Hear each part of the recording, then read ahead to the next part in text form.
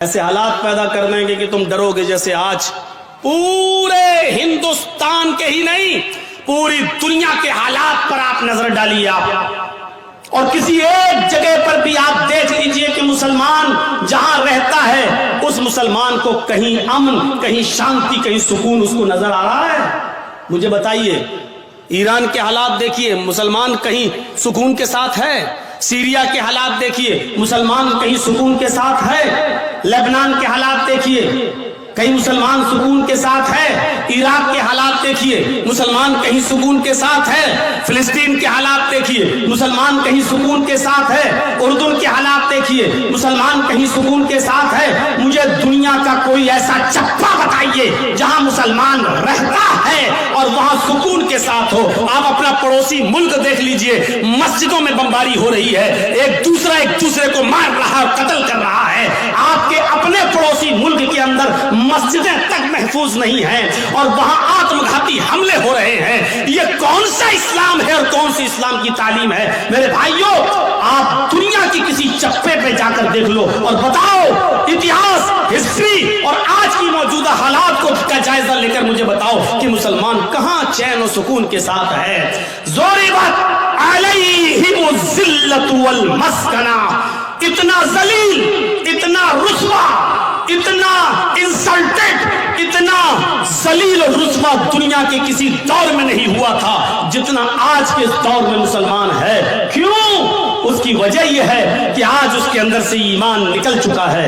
وَلَا تَهِنُوا وَلَا تَحْزَنُوا وَأَنْتُمُ الْأَعْلَوْنَ إِن كُنتُم مُّؤْمِنِينَ۔ اللہ نے تو حکومت و سلطنت دینے کا وعدہ، عزت و سرداری دینے کا وعدہ اس شرط پہ کیا تھا کہ اگر تمہارے اندر ایمان ہوگا تو ہم تمہیں عزت دیں گے، ہم تمہیں بلندی دیں گے، ہم تمہیں باعزت بنائیں گے۔ میرے پیارے ساتھیوں، آج ہم جتنا ذلیل ہیں اس کی وجہ یہ ہے کہ آج ہمارے اندر اتنا ہی ایمان کمزور ہے، آج اتنا ہی ایمان کمزور ہے آج ہمارے اندر۔ ابھی کوئی کہہ دے کسی کا چہرہ دیکھ کر، اور میں نے یہ دوسروں کو تو چھوڑو، میں نے اپنوں کو دیکھا ہے، اپنوں سے مراد سمجھ رہے ہیں شیر شاہ برادری کو، اور بھی کھل کے کہہ دوں اہل حدیثوں کو، بس ایسے ہی ارے باپ تمہارا چہرے پہ دیکھو اور مایوس پریشان نظر آتے ہو، دیکھیے دھول میں لاٹھی مار رہے ہیں، حقیقت میں ہمیں کچھ نہیں معلوم۔ مجھے لگتا ہے کہ ضرور تمہارا کوئی رشتہ دار تمہارے ساتھ گڑبڑ کر رہا ہے، جادو ٹونا کا اثر لگ رہا ہے تمہارے اوپر، اس کے بعد وہ بس آپ کے پیچھے ہاتھ دھو کر نہیں نہا دھو کر پڑ جائے گا۔ ہیں مولانا صاحب آپ کو کیسے معلوم؟ بالکل صحیح بات ہے مولانا صاحب، جتنا پیسہ آتا ہے بچتا ہی نہیں ہے، ہم کماتے بہت ہیں، ایک دن میں 10,000 روپے کماتے ہیں، لیکن گھر آتے آتے ہمارا کبھی بیٹا بیمار، کبھی بیوی بیمار، کبھی یہ بیمار، کبھی وہ بیمار، ایک دم چلا جاتا ہے۔ مولانا برکت نہیں ہو رہی ہے۔ آپ نے صحیح پہچانا ہے، اب مولانا صاحب کو موقع مل گیا بکرا حلال کرنے کا، اب صحیح ہے، یہ آدمی بس میرے جال میں پھنس گیا۔ ایک آدمی تو باقاعدہ ایسا ملا، کہنے لگا کہ بہت اچھی بات آپ نے کہی ہے، اس کا علاج تو ہو جائے گا لیکن خرچہ بہت پڑے گا۔ اس بیچارے مجبور آدمی نے کہا کہ کتنا خرچہ لگے گا مولانا صاحب؟ کہ بہت زیادہ نہیں، بس دنیا میں 1,24,000 نبی آئے، ہر نبی کے نام پر 1 روپیہ دے دو، تمہاری مصیبت حل ہو جائے گی۔ اب سوچو کہ ہر نبی کے نام پر 1 روپیہ دے گا تو 1,24,000، یعنی مولوی صاحب کی ڈیمانڈ یہ ہے کہ 1,24,000 روپے ہم کو دے دو، تمہاری مصیبت دور ہو جائے گی۔ اور اس کو کم آنکنے کا انداز دیکھو، ہر نبی کے نام پر 1 روپیہ، ارے ایک نبی کے نام پر 1 ہی روپیہ تو مانگ رہے ہیں۔ اس سے پوچھو کہ ایمان تو تیرا محمد رسول اللہ پر ہے، اقرار ہے کہ اللہ نے اور بھی نبی بھیجے ہیں، ایمان تو محمد رسول اللہ پر ہے، اور اس بات پر بھی ایمان ہے کہ اگر وہ سارے کے سارے نبی کے دور میں، کسی بھی پیغمبر کے دور میں اگر محمد رسول اللہ آ جاتے تو اس نبی کو بھی محمد پر ایمان لانا پڑتا، اس رسول کو بھی محمد رسول اللہ پر ایمان لانا پڑتا۔ جب اس رسول کی رسالت محمد رسول اللہ کے آ جانے کے بعد کل عدم ہے، منسوخ ہے، تو پھر اس کے نام پر تو پیسہ کیسے کیسے مانگ سکتا ہے؟ اس کے نام پر تو روپیہ کیسے مانگ سکتا ہے؟ اس کے نام پر تو پیسہ کی ڈیمانڈ کیسے کر سکتا ہے؟ یہ کوئی سوال اگر کر دے گا تو کہہ دیں گے وہابی ہو تم، تم یہاں سے، یہ اتنی عقل تو وہابیوں کے پاس ہوتی، تمہارے پاس کہاں سے آ گئی؟ میرے ساتھیو، اللہ نے کہا یا ایھا الذین آمنوا وَلَنَبْلُوَنَّكُمْ بِشَيْءٍ مِّنَ الْخَوْفِ، ہم خوف ڈال کر بھی تمہیں آزمائیں گے۔ یہ خوف نہیں ہے تو اور کیا ہے؟ آج کے حالات پر ذرا نظر ڈالیے، خوف ڈال کر بھی ہم تمہیں آزمائیں گے۔ وَالْجُوعُ، ایسے حالات پیدا کر دیں گے کہ تم بھوکے رہنے پر مجبور ہو جاؤ گے، کاروبار فیل، صبح کھا لیا تو شام کو بھوکے، شام کو کھا لیا تو صبح بھوکے، بھوک سے تم تڑپنے لگو گے، ہم تمہیں بھوکا رکھ کر بھی آزمائیں گے۔ وَنَقْصٍ مِّنَ الْأَمْوَالِ، تمہارے مالوں میں نقصان کر کے بھی ہم تمہیں آزمائیں گے۔ وَالْأَنفُسِ، تمہاری جانیں لے کر بھی ہم تمہیں آزمائیں گے۔ دیکھیے کیسی کیٹاگری بیان کی اللہ نے، خوف ڈال کر بھی آزمائیں گے، بھوکا مار کر، بھوکا رکھ کر بھی آزمائیں گے، تمہارے مالوں میں نقصان پہنچا کر بھی تمہیں آزمائیں گے، تمہاری جانیں لے کر بھی آزمائیں گے۔ والثمرات، تمہارے پھل فروٹ، کھیتیاں باڑیاں، کھیت اور سبزیاں برباد کر کے بھی ہم تمہیں آزمائیں گے، یعنی تمہارے کھیتوں میں نقصان کر کے جس کی تم پیداوار کرتے ہو، مکئی، چاول، دھان، بھٹا، جن چیزوں کو تم زمین میں اگاتے ہو، زمین سے پیدا کرتے ہو، پھل فروٹ سبزی کی شکل میں، اناج کی شکل میں، ہم اس کو بھی برباد کر کے ہم تمہیں آزمائیں گے۔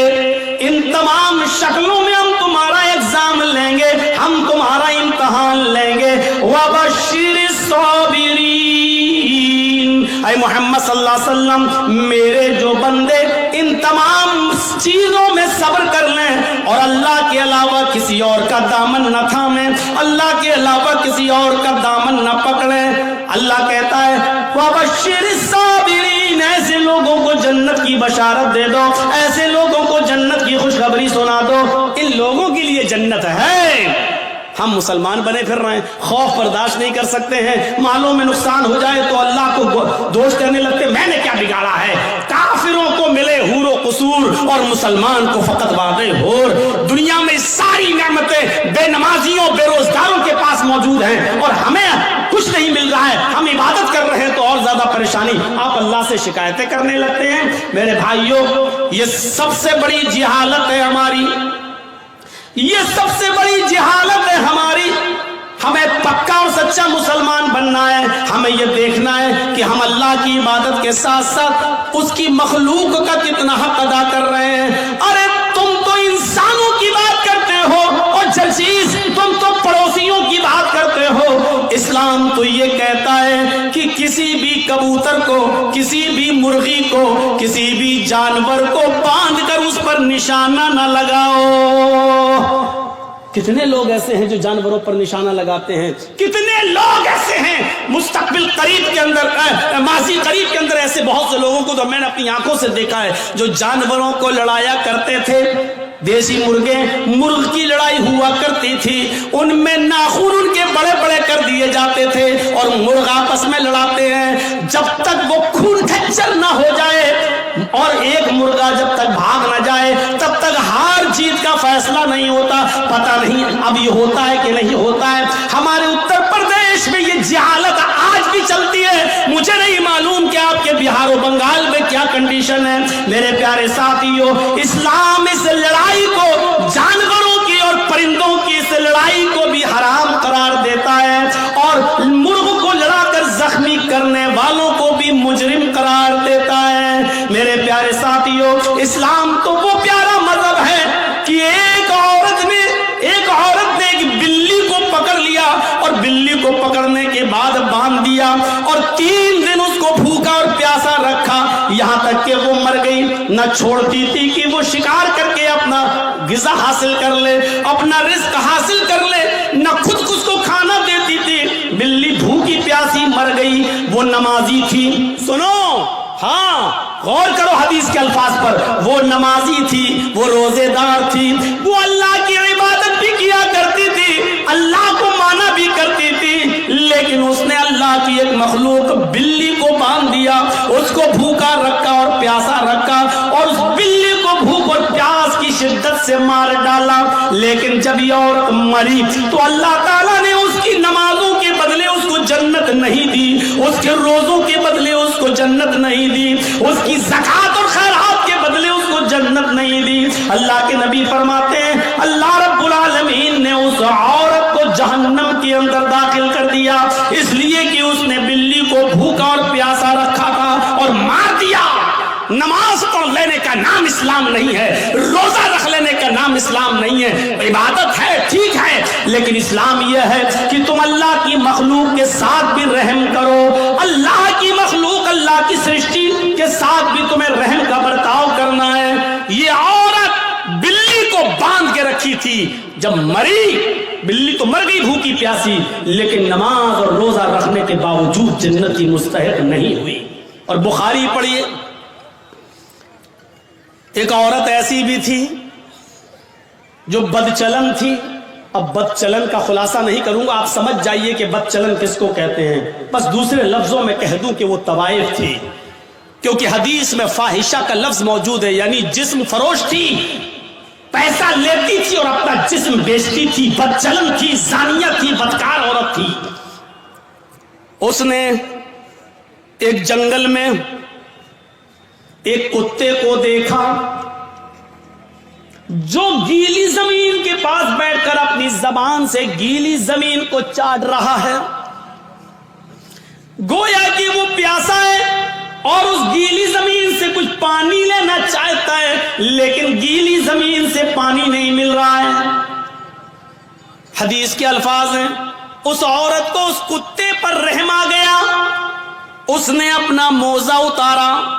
ایک روایت میں آتا ہے اس نے اپنی اوڑھنی, اپنا دوپٹہ اتارا, اس نے اس دوپٹے کو کنویں میں ڈالا. ایک حدیث میں آتا ہے کہ اس نے اپنا موزہ, چمڑے کا موزہ چلتا تھا, وہ چمڑے کا موزہ اتارا, اپنی اوڑھنی میں باندھا, اور اس اوڑھنی کو چمڑے کے موزے کے ساتھ جب کنویں میں ڈالا تو کنویں کا پانی اس موزے میں, اس چمڑے کے ساکس میں آ گیا. پورا موزہ اس نے پانی سے بھر لیا اور وہ کتے کے پاس آئی اور اس نے پانی اس کتے کے منہ کے پاس الٹ دیا. کتے نے اپنی زبان سے چاٹ چاٹ کر وہ پانی پی لیا. اس وقت تک وہ اس کو پانی پلاتی رہی جب تک کہ وہ کتا پیاس کی شدت سے اس کی پیاس بجھ نہیں گئی, وہ سیراب نہ ہو گیا اور اپنے آپ دم ہلا کر جانے لگا. غور کرو اے مسلمانوں, یہ عورت بدچلن تھی, یہ عورت زانیہ تھی, یہ عورت جسم فروش تھی, اس نے نمازیں نہ پڑھی تھی, روزہ نہیں رکھا تھا, لیکن ایک کتے کو پانی پلایا. وہ رحمان اور رحیم کی رحمت ایسی جوش میں آئی, اس رب العالمین کی رحمت ایسی جوش میں آئی کہ جب یہ عورت مری تو اللہ کو اس کی یہ نیکی پسند آئی اور اللہ نے اس عورت کو جنت کے اندر داخل کر دیا. اسلام یہ بتاتا ہے کہ اللہ اپنا حق معاف کر سکتا ہے, لیکن مخلوق کا حق مارو گے تو اللہ معاف نہیں کرے گا. نمازوں میں سستی ہوگی, اللہ معاف کر سکتا ہے, روزے میں سستی ہوگی, اللہ معاف کر سکتا ہے, لیکن اگر آپ نے کسی کا حق مارا ہے تو اللہ معاف نہیں کرے گا جب تک کہ آپ کا وہ بھائی آپ کو معاف نہ کر دے. کتنے لوگ بیٹھے ہیں یہاں پر, کتنے یتیموں کا حق مارے بیٹھے ہوں گے, کتنا اپنے بھائیوں کا حق مارے بیٹھے ہوں گے, اور ان سب کے حق نہیں بھی مارے ہوں گے تو اپنی بیٹیوں کا اور اپنی بہنوں کا حق تو مارے ہی ہوں گے. کتنے لوگ ہیں جو یہ کہہ کے جاتے ہیں کہ میرے مرنے کے بعد میرے بیٹوں کے ساتھ ساتھ میری بیٹی کو بھی ہماری وراثت میں سے قرآن و حدیث کے مطابق حصہ دے دینا. اور کتنے ایسے لوگ ہیں کہ باپ کے مرنے کے بعد اپنے باپ کی وراثت میں بیٹوں کے ساتھ ساتھ وہ اپنی بہنوں کو بھی حق دیتے ہیں. اور کتنے ایسے بھائی ہیں وہ مجھے بتائیں کھڑے ہو کر کہ جنہوں نے اپنی پراپرٹی میں سے اپنی بہنوں کو بھی حصہ دیا ہو. حاجی صاحب ہیں, نماز پڑھنے جا رہے ہیں, لمبی داڑھی ہے, تہجد کی نماز پڑھ رہے ہیں, مر گئے لیکن اپنی پراپرٹی میں سے اپنی بہن کو حق دے کر نہیں گئے. ارے باپ کی پراپرٹی میں سے بھی حق ہے اور بھائی کی پراپرٹی میں سے بھی بہن کا حق ہے, बहन को अल्लाह ताला ने लड़की को हर तरीके से हक दिया है। बाप भी अपनी बेटी को देगा, भाई अपनी बहन को देगा, शौहर भी अपनी बीवी को देगा, और बेटा है तो वो भी अपनी माँ को, बेटे की प्रॉपर्टी में से माँ को भी हक मिलेगा। एक औरत चारों तरफ से हकदार है, समझ रहे? जैसे मेरी एक बहन है, वो मेरे बाप की वरासत से भी हिस्सा पाएगी, और जर्जीस को जो हिस्सा मिला है या जो हमने कमाया है और खरीदा है, प्रॉपर्टी बनाई है, जर्जीस की प्रॉपर्टी में से भी वो हकदार होगी। और वो जिस शौहर के साथ रहती है उस शौहर की प्रॉपर्टी में से भी उसको मिलेगा। और उसका जो बेटा है, बेटा अगर जमींदार है और जायदाद का मालिक है या किसी हिस्से का हकदार है तो उसमें से भी उसकी माँ यानी मेरी बहन उसमें से भी हिस्सा पाएगी। गौर करो, इस्लाम ने औरत को इतनी बुलंदियों से नवाजा है। ये मीडिया के लोग जो उछालते हैं और भागते फिरते हैं और कहते हैं कि इस्लाम ने जुल्म किया है, जुल्म किया है, जुल्म, ये जुल्म नहीं है। मुझे बताओ कि बाप की भी विरासत में से, बेटे की भी विरासत में से, भाई की भी विरासत में से और शौहर की भी विरासत में से ऐसा कौन सा मजहब है और ऐसा कौन सा संप्रदाय है जो अपने बहन, बेटी, बीवी को हक देता हो? मेरे भाइयों, ये इस्लाम है जिसने औरत को इतनी इज्जतों से नवाजा है। अगर माँ है तो कह दिया कि तेरे कदमों के नीचे तेरी औलाद के लिए जन्नत है। अगर बीवी है तो कह दिया जो तुम खाओ वो अपनी बीवी को खिलाओ, जो तुम पहनो वो अपनी बीवी को पहनाओ। खबरदार अपनी बीवी के गाल पर कभी थप्पड़ मत मारना। एक औरत को कैसी इज्जत दी जा रही है। अगर वो किसी की बीवी है तो कहा जा रहा है खबरदार उसके गाल पर कभी थप्पड़ मत मारना। गाल पर थप्पड़ मारने का मतलब ये नहीं है कि गाल पर न मारो, पीठ पे खूब ठोको। तो मौलाना साहब तो कह रहे हैं गाल पे मत मारो, इसका मतलब गाल के अलावा जहां चाहो वहां मार सकते हो। गाल को बोलने का मतलब यह है कि सबसे ज्यादा नाजुक हिस्सा ये गाल होता है, यहां मारेंगे हो सकता है कि उसने अपने आप को बचाया और आंख में हाथ लग जाए, उंगली चली जाए और उसकी आंख फूट जाए। तो जब इतने नाजुक जगह पर मारने का हक नहीं दिया है तो औरत को मारने का मतलब यह ना गाल पर कि कहीं ना मारो। किसी कंडीशन में दिया है इजाजत, हम उस तरफ अभी नहीं जाना चाहते हैं। परमिशन दी है किसी कंडीशन में, लेकिन उसमें भी इतने एहतियात के साथ कि तुम हल्की फुल्की मार सकते हो, वो भी तब जब आपकी बीवी आपके मना करने के बावजूद और पंचायत का फैसला मानने के बावजूद भी आपके अलावा किसी दूसरे मर्द को अपने बिस्तर पे बुलाती है और उसके साथ रंग रलियां मनाती है और समझाने के बावजूद भी नहीं मानती है। तो अब एक आखिरी रास्ता यह है कि उसको हल्की फुल्की मार सकते हो, लेकिन उस वक्त भी गाल पर नहीं, और इतनी भी नहीं कि पीठ पर लकड़ी और डंडों के निशान बन जाएं, इतना भी नहीं। और जब आपकी इस मार से भी वो रास्ते पे ना आए तब आप तलाक के बारे में सोचें, और उसमें भी मोहलत दी कि डायरेक्ट 3 तलाक मत दो, तलाक डायरेक्ट उसको बंदूक की तीनों गोली उसके ऊपर मत धमक दो कि बेचारी की जान ही चली जाए। उस कंडीशन में भी बताया कि उसको 1 तलाक दो जब वो हालत तोहर में हो, पाकी की हालत में हो, और फिर सोचने और समझने का मौका दो।